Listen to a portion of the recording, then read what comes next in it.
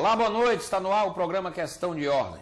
Na próxima segunda-feira, dia 31 de março, uma data emblemática para a história brasileira, porque decorridos 50 anos do movimento militar de março de 64, que depois o presidente João Goulart. Nesta segunda-feira, dia 31, a Associação Cearense dos Magistrados vai realizar um ato político no Tribunal de Justiça. O objetivo da associação é implantar eleições diretas para os cargos de presidente e vice-presidente do Tribunal de Justiça do Estado do Ceará. Esse é um tema que eu vou tratar a partir de agora, este e outros assuntos, sobre a oportunidade deste movimento, porque os magistrados estão reivindicando eleições diretas para a presidência e a vice-presidência do Tribunal de Justiça. Aliás, o movimento não é só aqui no Estado do Ceará, é um movimento nacional coordenado pela Associação dos Magistrados Brasileiros, a AMB. O Questão de Ordem recebe aqui no programa hoje, para falar sobre o assunto, o doutor juiz Antônio Araújo. Ele está aqui comigo, ele é presidente da Associação Cearense de Magistrados, é juiz titular da 23ª Vara de Família de Fortaleza, tem especialização em processo civil e em processo penal. A partir de agora está no ar o Questão de Ordem com o presidente da Associação Cearense dos Magistrados. Você participa do programa pelo nosso endereço eletrônico, que está aí no seu vídeo. Através desse endereço você pode interagir com a nossa produção do programa. Você pode fazer comentários, sugerir inclusive temas para futuros programas que vamos realizar aqui na TV Assembleia. Utilize esse endereço eletrônico para conversar com a produção do programa. Doutor Antônio Araújo, tudo bem? Boa noite. Boa noite. Prazer recebê-lo, tudo bem? Essa emissora. É um prazer tê-lo aqui. Prazer é nosso, poder prestar esclarecimentos para a população, para a sociedade de um modo geral. Muito bem. E falar acerca dos assuntos que envolvem a magistratura cearense e a magistratura brasileira. Bom, doutor Araújo, por que o ato político em favor de eleições diretas? O que é que os magistrados pretendem? É um movimento nacional, não é? E por que o dia 31? Tem alguma relação com os 50 anos do 31 de março de 64? Na verdade, essa data é simbólica, não é? Como você bem disse, o dia 31 de março de 1964 foi o dia em que houve o golpe militar, né, que depois o presidente constituído legalmente, João Goulart, e que o Brasil realmente mergulhou em um regime autoritário, né? Autoritário. Depois, em 68, com a criação do AI-5, esse regime que já era autoritário tornou-se uma ditadura e perdurou por longos anos. Na verdade, o movimento associativo dos magistrados, que é a nível nacional, comandado pela Associação de Magistrados Brasileiros, é uma reivindicação de todos os magistrados, porque, por incrível que pareça, são os juízes que presidem as eleições, são os juízes que garantem, em última análise, o regime democrático brasileiro, e não há democracia interna na própria instituição. Nós, juízes de primeiro grau, não votamos para os presidentes nem vice-presidentes dos tribunais de justiça. E esse movimento, ele já vem se acentuando.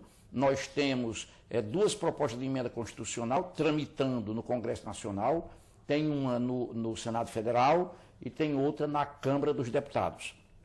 A da Câmara dos Deputados já passou pela Comissão de Constituição, Justiça e Cidadania, foi aprovada por unanimidade e está no aguardo da Comissão Especial para que ela possa ser encaminhada para o plenário. E a do Senado está na Câmara.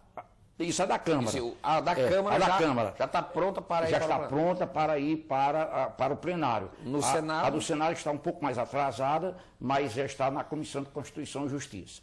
E aí a AMB, tendo em vista que esse ano completa-se 50 anos do golpe militar de 64 e que o resto do Brasil todo já adquiriu a sua maioridade em termos de independência. Para você ter ideia, o Poder Legislativo, os presidentes do Poder Legislativo são eleitos pelos parlamentares, né?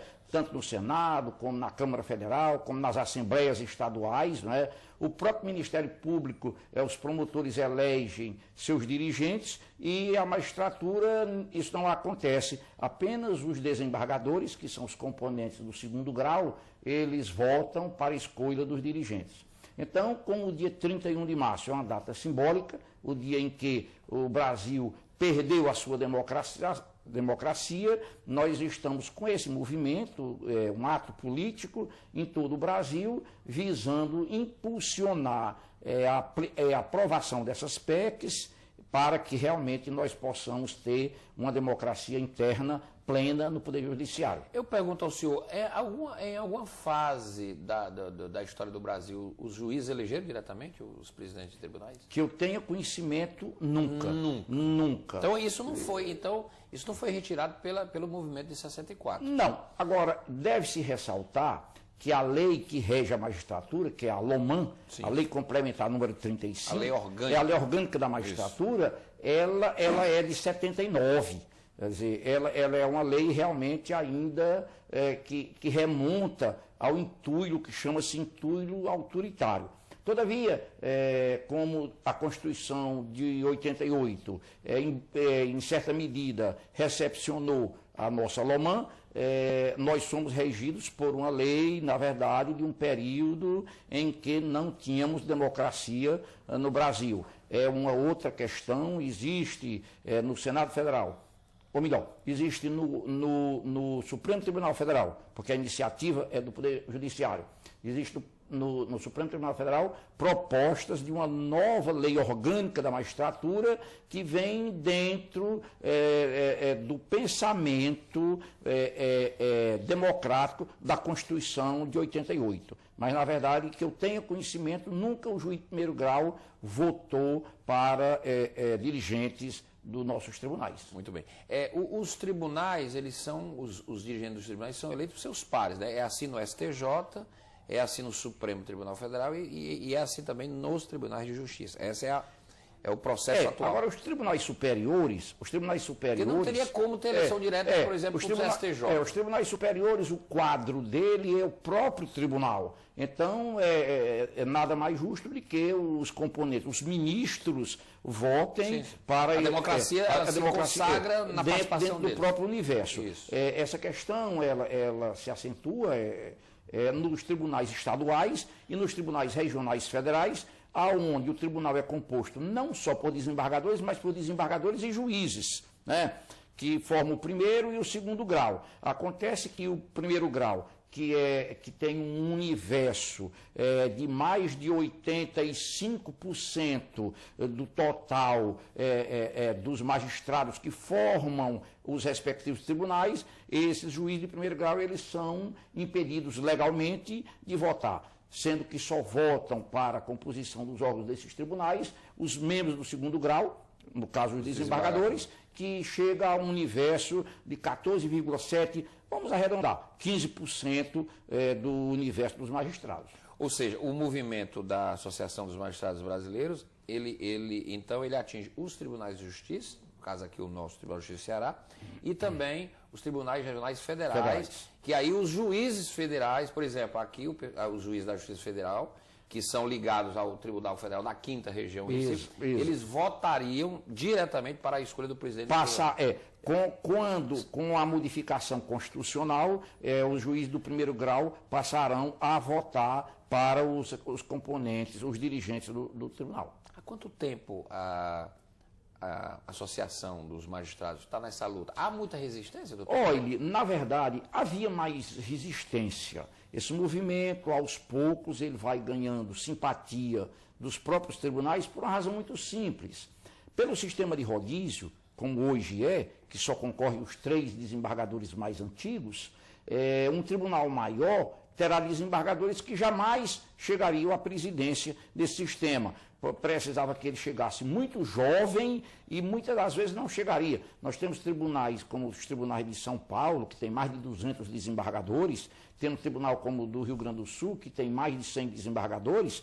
Então, aqueles desembargadores, que não fazem parte do órgão especial. Porque num tribunal maior, o caso do nosso aqui, que tem 43 desembargadores, já existe o órgão especial, tá certo? Que ele deve ser composto com uma quantidade de 15 a 25 desembargadores, e os demais não fazem parte do órgão especial. É o que a gente chama vulgarmente de baixo clero.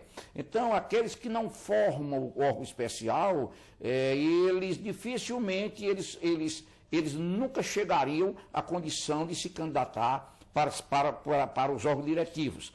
Já em havendo eleição direta, não. O desembargador mais novo, recém-chegado, ele pode ser candidato e poderá ser eleito e poderá dirigir o tribunal. Então, por essa razão, a gente já tem simpatia dos desembargadores, primeiro daqueles realmente da cabeça mais arejada, tem um pensamento mais democrático, né? Em todas as categorias tem as pessoas mais arejadas e tem as pessoas mais conservadoras, isso é natural.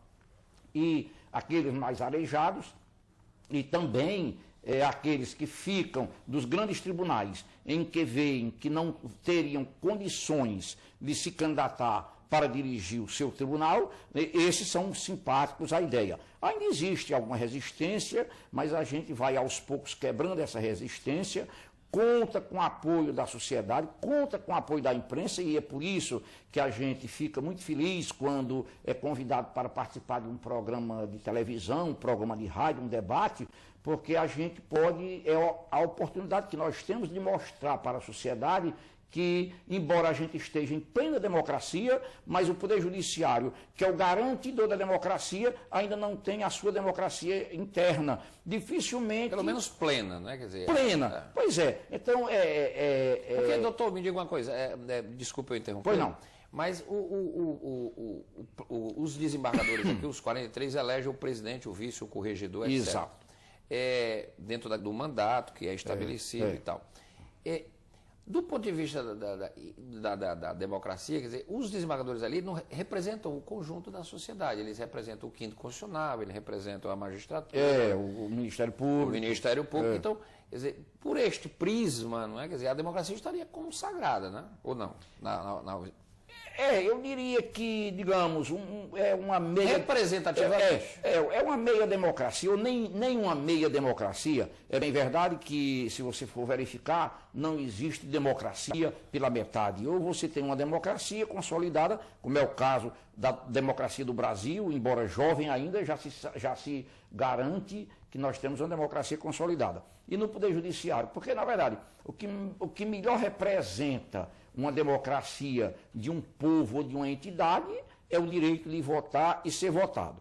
Ressalte-se que, mesmo com a aprovação dessas PECs, ou mesmo que os tribunais façam, como nós estamos pleiteando agora no dia 31 de março, que os tribunais modifiquem os seus regimentos, implantando de logo as eleições diretas, ainda assim a nossa democracia ainda não será plena, porque nós vamos ter o direito de votar, porém nós não vamos ter o direito de ser votados. É dizer, nós temos a legitimidade ativa, mas ainda não vamos ter a legitimidade passiva, nós de primeiro grau. De certa forma... Estricto da lei. De certa forma... não compreendi, quer dizer, o senhor está dizendo que internamente, por uma decisão do próprio tribunal, poderia se estender o direito a voto a todos os juízes. Todos os juízes deverão votar. Sim. Com a modificação da lei, todos os juízes deverão votar. Porém, nem todos os juízes vão ser votados. Por quê? Porque para ser candidato deve ser pelo menos por hora, né, por algum tempo, para ser votado, deve ser um componente do segundo grau. Não é, assim, diferentemente do Ministério Público... Todos votariam, mas dentre os 43 elegíveis. Exatamente. Diferentemente do Ministério Público, que tem uma democracia mais acentuada. Lá, um promotor de justiça pode ser candidato a procurador-geral e pode ser eleito, como é o caso do Ceará, que agora nós temos um ilustre promotor, que é o Procurador-Geral de Justiça. Isso não há nenhum problema no Ministério Público, mas no nosso caso seria um avanço parcial e um grande avanço. Por que eu digo que é um grande avanço? Pelo fato de que, na hora em que os desembargadores se lançarem candidatos, eles vão ter um programa de governo, eles vão ter uma plataforma administrativa e vão, como a gente diz na linguagem comum, vão vender para o universo dos eleitores a sua plataforma de governo. Nós que vamos ser os eleitores, nós do primeiro grau, juiz de primeiro grau, nós poderemos examinar a plataforma de governo do desembargador A, do desembargador B ou C, conforme seja, e nós podemos escolher aquele desembargador cuja plataforma, cuja proposta de governo se adeque melhor aos interesses da magistratura de um modo geral. É sabido que a magistratura do primeiro grau que está nos rincões, nas comarcas do interior, nos bairros, os juizados especiais, nos bairros das grandes cidades. É o juiz do primeiro grau que tem o contato com a sociedade, é ele que sabe quais são as dificuldades, os problemas porque a sociedade passa, não é isso? Então, este juiz do primeiro grau, ele sentindo de perto os reclamos sociais, então ele pode, de forma mais adequada, chegar para o tribunal dele, chegar para o candidato que está com a proposta e dizer, olha, nós precisamos de mais recursos para o primeiro grau, nós precisamos da instalação de mais unidades no bairro tal ou na comarca qual, não é isso? Então a gente de perto... Mas não se sabe hoje não, doutor, mesmo nessa, digamos assim, semi-democracia, utilizando a terminologia que o senhor classificou, se sabe as carências hoje da justiça, que faltam comarcas, sabe-se, que há carências de varas específicas, etc. Sabe-se, mas aí tem o aspecto. Nós sabemos e postulamos, mas como quem distribui o orçamento, como quem planeja a administração, como quem cuida do planejamento estratégico do poder de um modo geral, são os membros do segundo grau. Então, naturalmente, que se procura melhor aqui ou lá o segundo grau do que mesmo o primeiro. Se a gente for verificar, a título de exemplo, se a gente vai nos tribunais de justiça, a gente percebe que os desembargadores estão bem instalados, em bons gabinetes, com uma assessoria composta por profissionais capacitados, em número suficiente, de forma que ele realmente realiza um trabalho Ele tem condições digno, de ter uma boa produtividade. uma boa produtividade, o que é mais do que justo, Claro. Merece. Embora há críticas nessa questão de produtividade. Entretanto, essa distribuição de servidores, essas condições físicas, Elas não chegam na ponta. essas condições físicas, até a própria tecnologia da informação, no primeiro grau, que é onde mais necessita, ela não chega, ou quando chega, não chega a conta. E aí a justiça falha. Pois é, aí realmente vem as dificuldades exatamente por conta dessa falta de estrutura. Muito bem. Doutor Antônio Araújo, estou aqui com o presidente da Associação Cearense de Magistrados, ele é juiz titular da 23ª Vara da Família. A gente está falando de um movimento da Associação dos Magistrados Brasileiros, que será realizado nesta segunda-feira, dia 31 de março, que é uma data, como disse o doutor Antônio Araújo, simbólica, pelos 50 anos do movimento militar de março de 64, que vai provocar muitas discussões, e os magistrados vão realizar manifestações em todo o país, doutor? Em todo o país. Todo o país. Aqui será no Tribunal de Justiça. Aqui nós iremos ao Tribunal de Justiça às 9 horas da manhã, de segunda-feira. De logo eu quero conclamar aos nossos colegas magistrados, valorosas magistradas e magistrados, do primeiro e do segundo grau, a se fazerem presentes nesse ato simbólico e que daí realmente a gente vai avançar cada vez mais para ver implantada a democracia plena no nosso Poder Judiciário. Então, o senhor está até com um botão aí do movimento eleições diretas para o Judiciário, não é? É um dedo assim, é como se estivesse apertando o voto. Na urna. Muito bem. Bom, eu estou aqui com o presidente da Associação Cearense de Magistrados. Vou fazer um rápido intervalo, o Questão de Ordem volta já.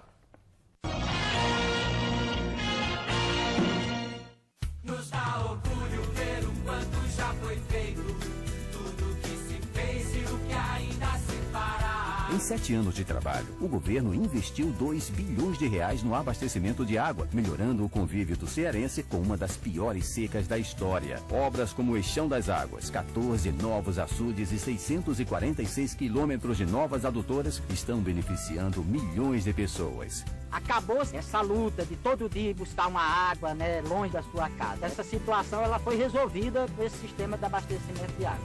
Esse é o caminho, o jeito certo pra realizar.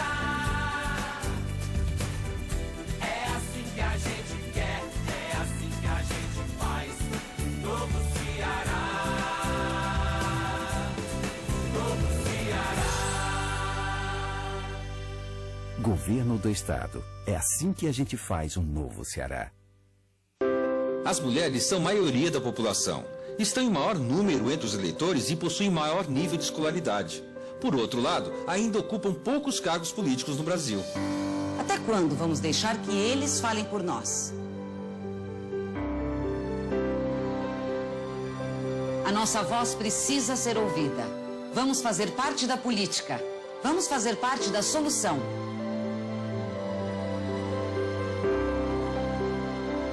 A Assembleia Legislativa começou a campanha Ceará Sem Drogas. A discussão vai ser levada para todo o Estado, prevenindo a população e buscando soluções para resolver o problema. Participe da campanha. Juntos ficamos mais fortes para combater essa verdadeira tragédia que destrói alegrias, famílias, futuro e muitas vezes a própria vida. Ceará Sem Drogas, uma luta de todos nós. Assembleia Legislativa do Estado do Ceará. Voltamos com o programa Questão de Ordem. Estamos aqui hoje com um assunto importante que vai mexer com os magistrados brasileiros. Nesta segunda-feira, dia 31 de março, os tribunais de justiça em todo o país vão realizar atos. Os tribunais, os juízes, os magistrados, vão ocupar as escadarias dos tribunais para atos políticos reivindicatórios. Eles estão solicitando eleições diretas para o Poder Judiciário. E, como disse o doutor Antônio Araújo, que é presidente da Associação Seis Magistrados, já tramitam 2 PECs no Congresso, proposta de emenda à Constituição, que vão alterar a Constituição para propiciar as eleições diretas. Uma PEC na Câmara, que já está, inclusive, pronta para ir a plenário, e uma outra que ainda está com a tramitação um pouco ainda atrasada, ainda terá que passar pela Comissão de Constituição e Justiça, lá do Senado Federal. Eu estou aqui com o doutor Antônio Araújo, que é juiz da 23ª Vara de Família de Fortaleza e é o presidente da Associação Cearense dos Magistrados. Doutor Antônio Araújo, na segunda-feira, então, os tribunais vão fazer este movimento, quer dizer, os juízes. A ideia é criar, não é, uma tomada de posição para que os tribunais, já de início, antes mesmo da PEC, alterem seus regimentos para que eles façam a previsão, dentro dos seus regimentos, da eleição direta, é isso? Quer dizer, aqui no Tribunal de Justiça existe essa disposição? O senhor acha que quantos tribunais podem iniciar esse processo de mudança? Na verdade, a gente tem feito esse trabalho junto aos membros do 2º grau, nos tribunais de modo geral, e a esperança era que todos os tribunais realmente adotassem essa providência, porque na hora em que o tribunal modificar o seu regimento, permitindo a eleição direta, e se não houver questionamento, ela já poderá até de logo valer. Mas seria um acordo tácito na categoria para que todos aceitassem o resultado de uma eleição. Exato. No entanto, essa medida tem um valor simbólico, até porque aquele tribunal em que realmente modificar o seu regimento, implantando a eleição direta, significa dizer que os membros daquele tribunal, naquele tribunal não haverá mais resistência à aprovação das PECs, de forma que ter-se-ia um caminho muito mais tranquilo. Cria também um efeito cadeia, né? Com certeza. Pronto, com certeza. Efeito dominó. Um efeito dominó. Muito bem. Agora, aqui no Tribunal de Justiça, o senhor acredita possível esta mudança interna? Há esse sentimento no corpo dos desembargadores? Olha, a gente tem conversado com os desembargadores, alguns são simpáticos, alguns outros... Mas essa é a minoria. Alguns outros alguns outros declaradamente Já assumem contrários, de modo que a gente vai apresentar o requerimento, vai continuar trabalhando junto aos desembargadores, fazendo ver a eles que, na verdade, só se tem a ganhar. Temos desembargadores que declaradamente são favoráveis à medida, inclusive tem desembargadores dispostos até a caminharem para Brasília, junto ao Congresso Nacional, para ver o mais rápido aos deputados que há interesse isso é pela importante, aprovação. os congressistas sentirem que há uma recepção favorável. Pois é, porque na hora em que no Congresso Nacional, e você sabe que o Congresso Nacional é uma casa, toda casa legislativa é uma casa que trabalha à base da pressão, Claro. digamos, da pressão. Isso é da democracia, né? Esse é próprio da democracia. Legítima pressão. Pressão legítima de uma categoria versus outra, Claro. não é? Então, e na hora em que o Congresso Nacional perceber que não existe mais nenhum movimento contrário à aprovação dessas PECs, elas serão aprovadas, sem sombra de dúvida, com a maior rapidez possível. Agora, esse ano é um ano eleitoral, um ano complicado, ou o senhor não acha? De qualquer maneira, esse ano nós temos um ano curto, né? Um ano curto, ano Copa, curto. eleição. No meado de junho nós vamos ter a Copa do Mundo, depois vamos ter eleições gerais, os parlamentares vão para suas bases eleitorais. Esse assunto né? é um assunto que demanda muita polêmica. Suas bases eleitorais, mas a gente pretende, até o mês de junho, andar o máximo possível, porque mesmo que não tenha uma aprovação daqui até lá, digamos, a nível de plenário das casas legislativas, mas se tiver, digamos, bem encaminhado e que tenha um trabalho político bem consolidado, assim que as casas legislativas voltarem a funcionar plenamente depois da eleição, talvez já se tenha um ambiente propício para a aprovação dessas PECs. Os presidentes têm mandato de 3 anos, é isso? 2 anos. 2 anos. E no caso, as eleições seriam quando? Em caso de ser aprovado isso, quer dizer, em 2015 seria um ano de eleições, não? Ou pelos mandatos não, atuais? Porque as eleições não são uniformizadas. Sim. Cada tribunal realiza de acordo. Os mandatos não são coincidentes. Não. E se forem, é a pura coincidência mesmo.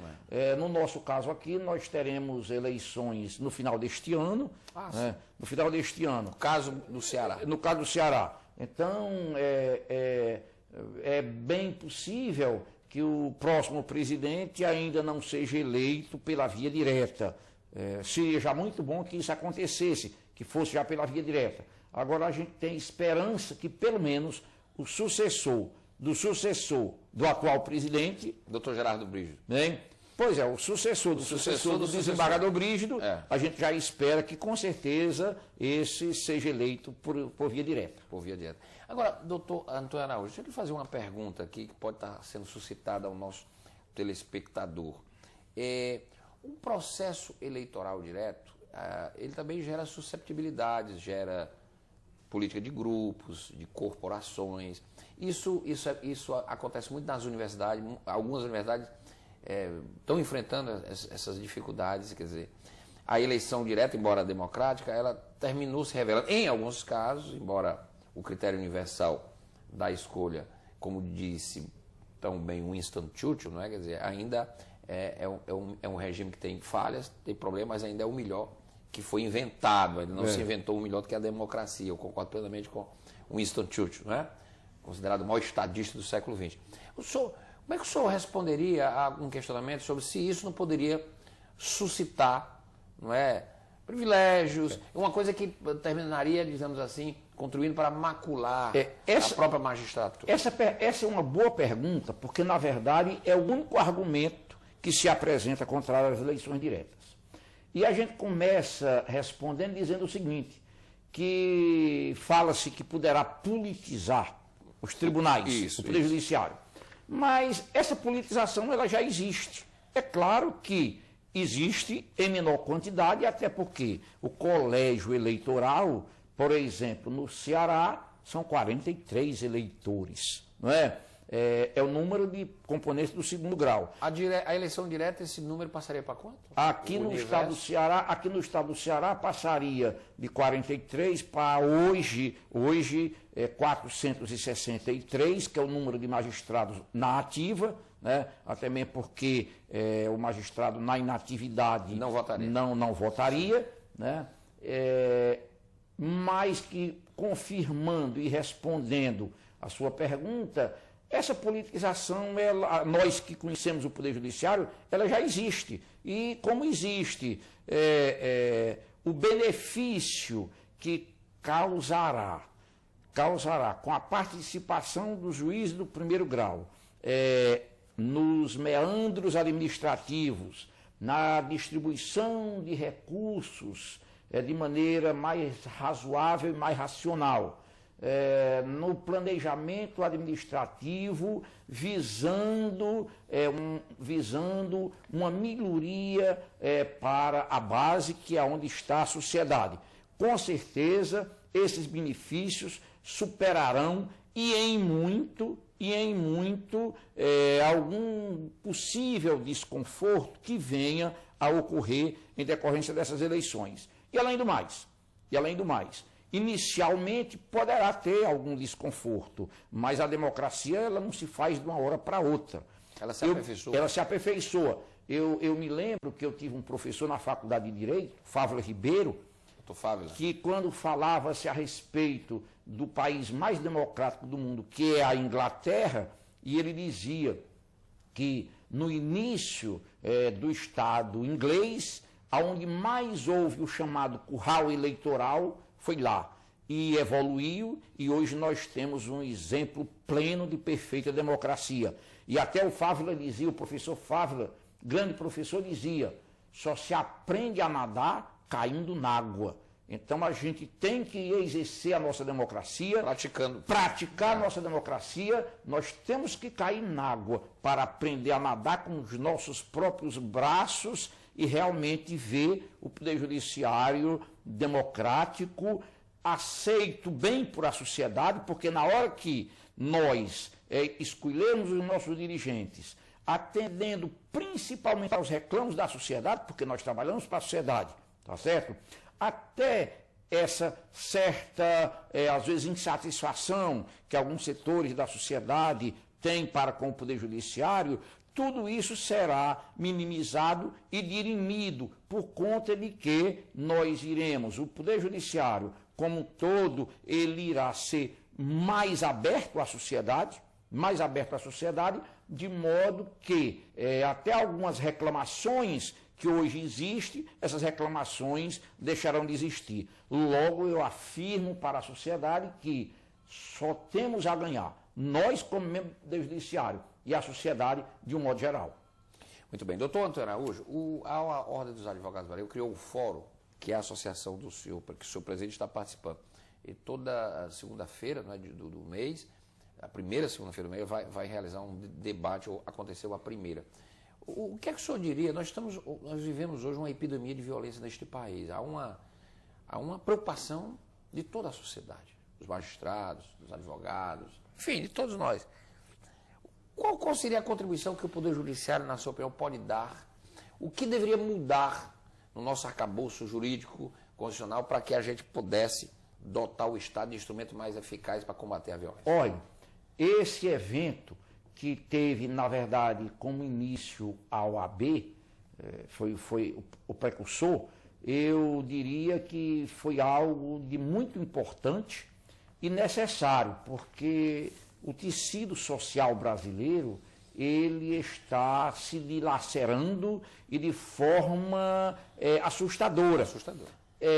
Esse fórum do qual participa a Associação Cearense de Magistrados, participa a Associação do Ministério Público, defensores públicos, delegados de polícia, enfim, ali estão representadas todas as entidades que cuidam, operadores do direito, de uma forma geral, e que temos que buscar caminhos concretos para minimizar essa violência. Hoje nós estamos numa situação assustadora, o índice de criminalidade altíssimo, altíssimo, e a gente percebe, não obstante vultosos gastos, o Estado tem gasto muito dinheiro com segurança pública, mas os resultados não têm sido o esperado.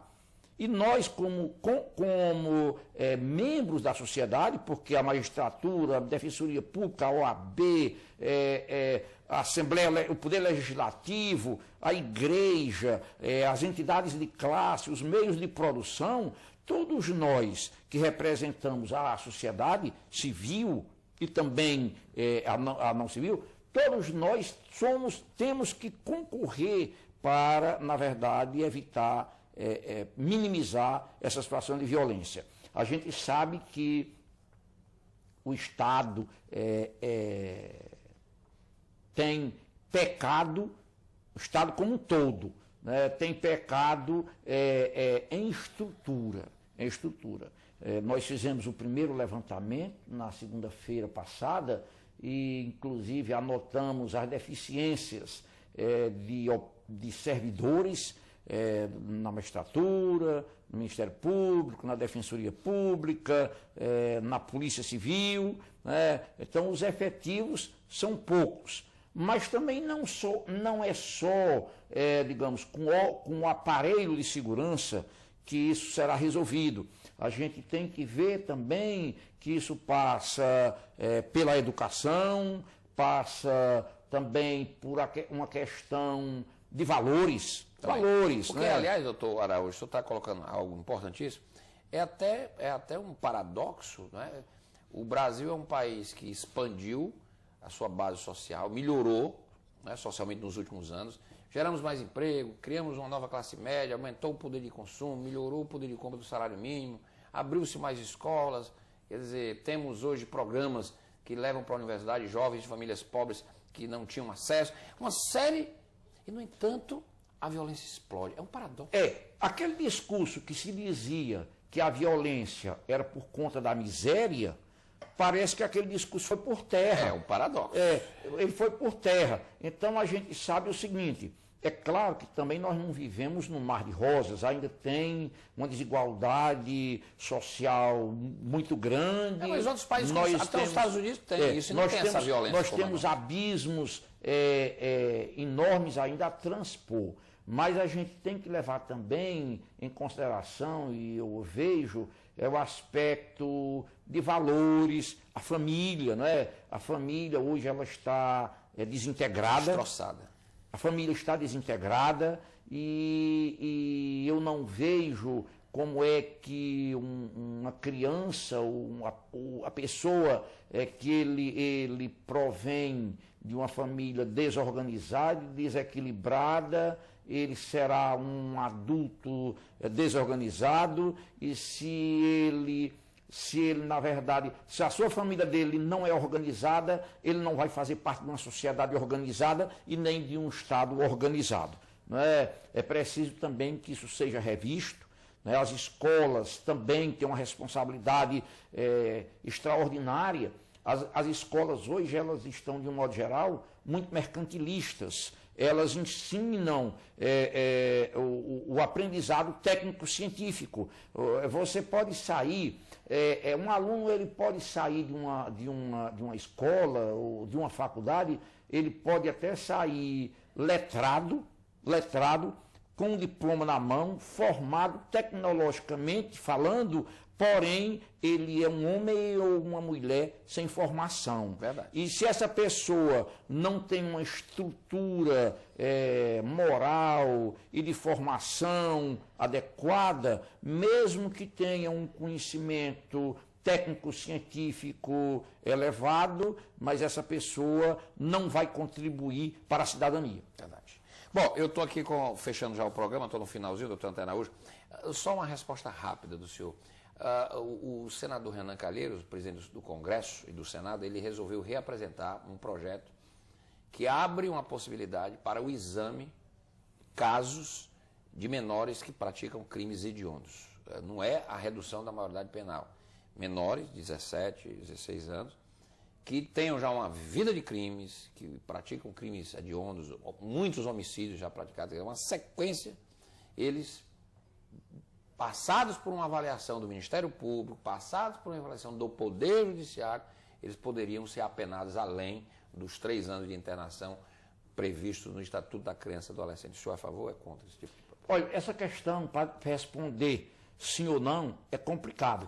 Porque, doutrinariamente, eu sou contra a redução da maioridade penal. Que não é o caso, são casos tipificados. Agora, a gente há de convir que um internamento de apenas 3 anos para um adolescente de 17 anos e 11 meses, por exemplo, que acabou de cometer um crime bárbaro, um latrocínio, um estupro, a gente há de admitir que uma internação dessa de 3 anos é irrisória. É impunidade. É uma brincadeira, é uma impunidade. É preciso que algo seja feito, porque justiça não significa impunidade, muito pelo contrário. Quer dizer, justiça significa a garantia do Estado Democrático de Direito, tá certo? Com regras definidas, e que os cidadãos que compõem esse Estado, eles devam responder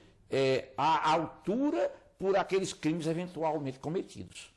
Doutor Antônio Araújo, muito obrigado por ter vindo. Os magistrados, portanto, do Ceará, próxima segunda-feira, dia 31, 9 da manhã, lá no Tribunal de Justiça, ali no Cambeba, não é isso?